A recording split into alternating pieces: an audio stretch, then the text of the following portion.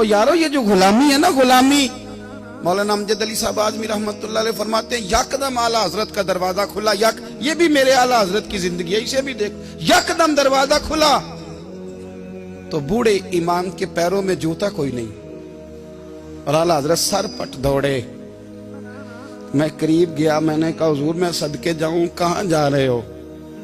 کہنے لگے کسی نے بتایا میرا مرشد کا بیٹا ریلوے اسٹیشن سے گزرنے والا ہے، امجد علی دیر نہ کر یار، کہیں شہزادہ ناراض نہ ہو جائے، میرے مرشد کا بیٹا، میرے شیخ کا پوتا، یار ذرا جلدی کر۔ کہتے ہیں اعلیٰ حضرت دوڑے ریلوے اسٹیشن پہ، انہیں اگر فتوے لکھنے آتے تھے کل کے رضا ہے خنجر خونخوار برق بار، تو وہ یہ بھی کہا کرتے تھے کیسے آقاؤں کا بندہ ہوں رضا، بول بالے میری سرکاروں کے۔ دوڑے گئے ریلوے اسٹیشن پہ، اور بوڑھے شیخ صدر الشریعہ کہتے ہیں میں نے کہا حضور میں نہ چلا جاؤں؟ کہنے لگے نا پتر،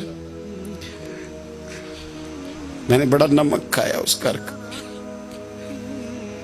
میں نے بڑی نوکری کری ہے، میری اپنی ڈیوٹی ہے، تمہاری تو نہیں نا۔ میرے شیخ فرماتے ریلوے اسٹیشن پہ حضرت کھڑے ہیں تو ایک مسافر اترتا، اس کے قریب جاتے ادب سے سلام لیتے تو کہتے ماریرا شریف سے تو نہیں کوئی آیا؟ کہتے ہیں وہ مسافر گزر جاتا، دوسرا آتا تو پھر قریب جاتے، کہتے وہ اس کے آستانے سے تو نہیں آئے، ادھر سے تو نہیں کوئی آیا۔ کہتے سارے گزر گئے، جن مسافروں نے اترنا تھا اتر گئے، ٹرین چل پڑی۔ تو میں نے کہا حضور کسی نے آپ کو غلط اطلاع دی تھی، شہزادے تو آئے نہیں۔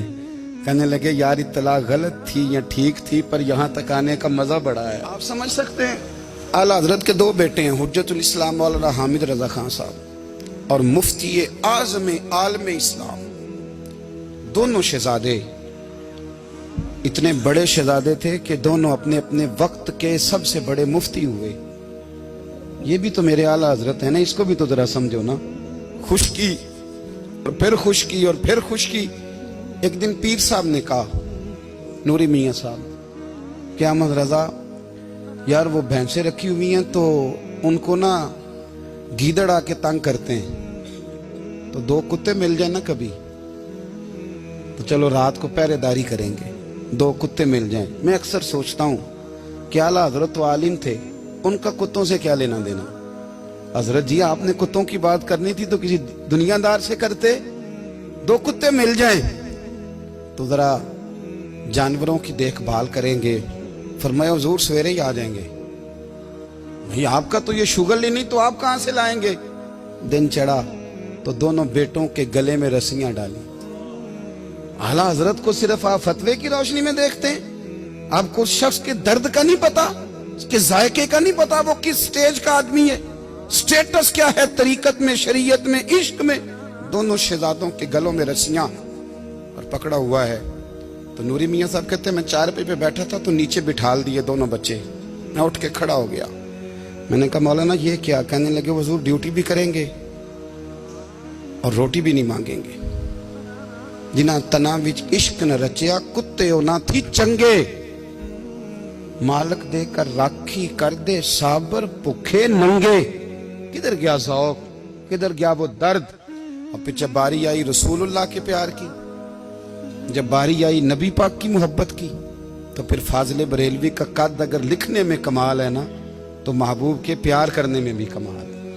انہوں نے نا ساری زندگی یعنی ساری زندگی یہ کہہ کے گزار دی کہ اے عشق تیرے صدقے جلنے سے چھٹے سستے، جو آگ بجھا دے گی وہ آگ لگائی ہے۔ ایک سید صاحب تھے، مکان بن رہا تھا اعلیٰ حضرت کا، تو سامنے نا بالکل لائبریری تھی۔ تو جب مکان بن رہا ہوتا ہے تو تب سارے مستری مزدور اندر ہی ہوتے ہیں، تو سب کا آنا جانا تھا، سب لوگ آتے جاتے تھے بلا جھجک۔ تو وہ سید صاحب بھی ایک دن آ گئے، سامنے لائبریری میں ملے، پھر چلے گئے۔ کچھ دنوں کے بعد گھر مکمل ہو گیا، اب عورتیں بھی آ گئیں، تو شاہ جی کو پتہ نہیں تھا۔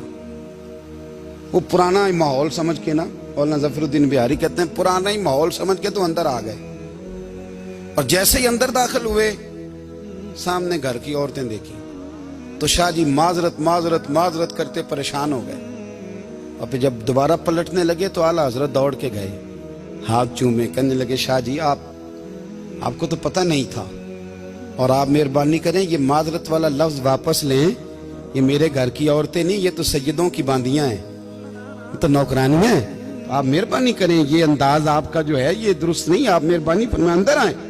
اور پھر سارے خاندان کو لے کے پردے کے پیچھے کھڑا کیا اور کہنے لگے شاہ جی کو غلطی لگ گئی، انہوں نے ہم سے معذرت کی، اب ہم سارے مل کے ان سے معذرت کریں گے، اس لیے کہ یہ رسول اللہ کا خاندان ہے۔